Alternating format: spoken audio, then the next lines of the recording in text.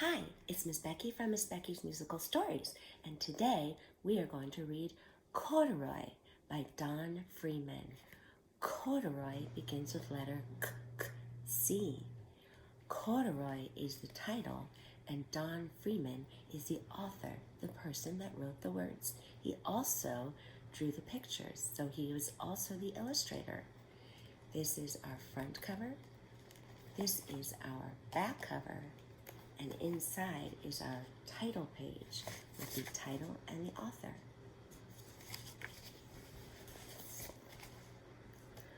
Corduroy is a bear who once lived in the toy department of a big store.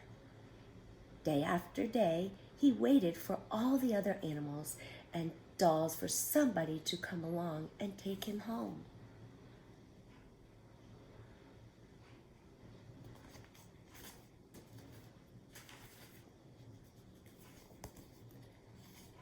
The store was always filled with shoppers buying all sorts of things, but no one ever seemed to want a small bear in green overalls.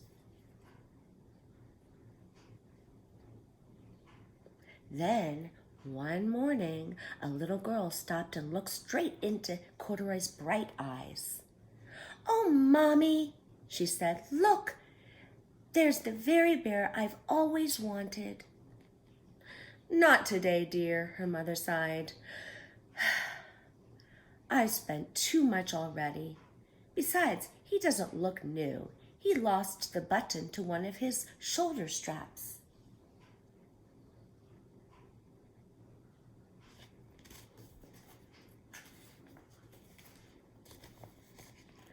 Corduroy watched them sadly as they walked away.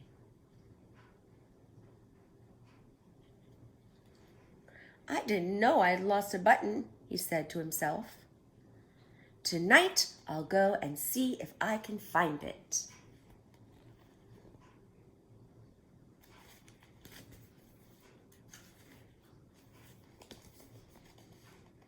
Late that evening, when all the shoppers had gone and the doors were shut and locked, Corduroy climbed carefully down from his shelf and began searching everywhere on the floor for his lost button.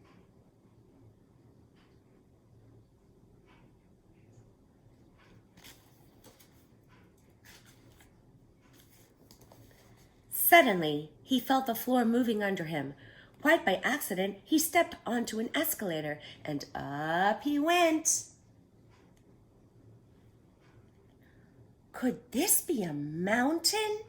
He wondered. "I think I've always wanted to climb a mountain."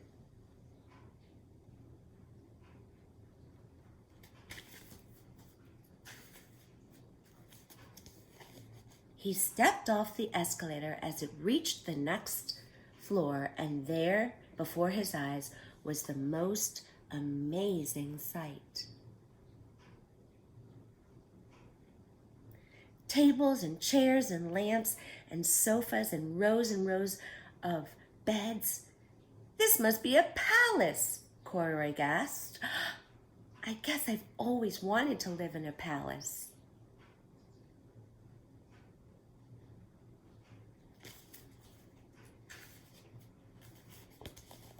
He wandered around, admiring the furniture. "This must be a bed," he said. "I've always wanted to sleep in a bed." And up he crawled onto a large, thick mattress. All at once he saw something small and round. "Why, here's my button," he cried, and he tried to pick it up, but like all the other buttons on the mattress, it was tied down tight.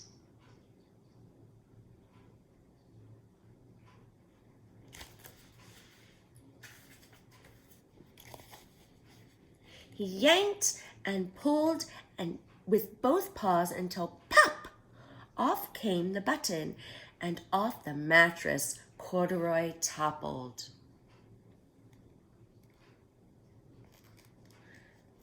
Bang! Into a tall floor lamp. Over it fell with a crash.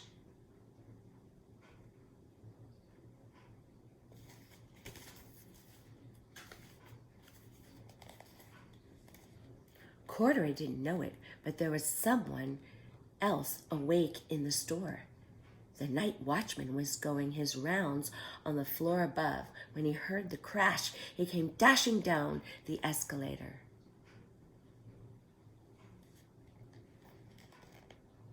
"Now, who in the world did that?" he exclaimed. "Somebody must be hiding around here."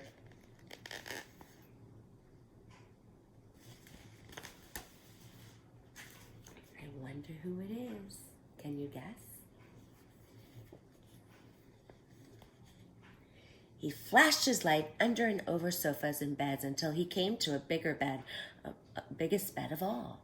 And there he saw two fuzzy brown ears sticking up from the cover.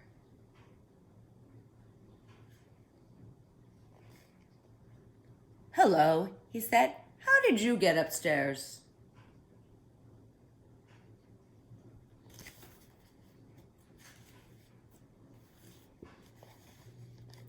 The watchman tucked Corduroy under his arm and carried him down the escalator.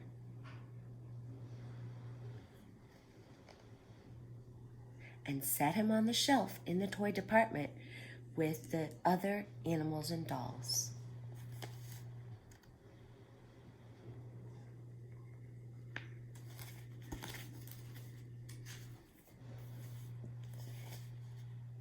Corduroy was just waking up when the first customers came into the store in the morning, and there, looking at him with a wide, warm smile, was the same little girl he'd seen only the day before.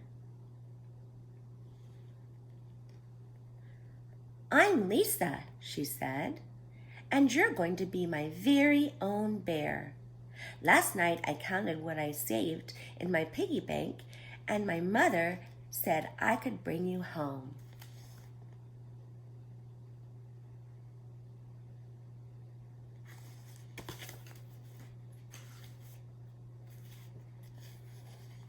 "Shall I put him in a box for you?" the saleslady asked. "Oh, no, thank you," Lisa answered, and she carried Corduroy home in her arms. She ran all the way up 4 flights of stairs into her family's apartment and straight to her own room.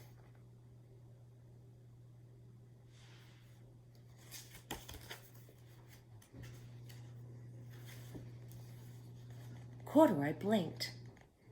There was a chair and a chest of drawers, and alongside a girl-sized bed stood a little bed just the right size for him. The room was small, nothing like the enormous palace in the department store. "This must be home," he said. "I know I've always wanted a home."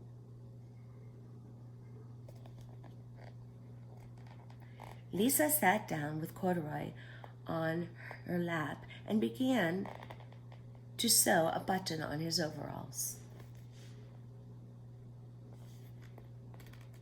"I like you the way you are," she said, "but you'll be more comfortable with your shoulder strap fastened."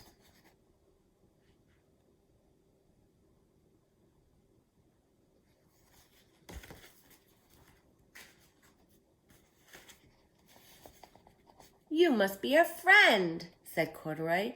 "I've always wanted a friend." "Me too," said Lisa, and gave him a big hug. The end. I hope you enjoyed this story.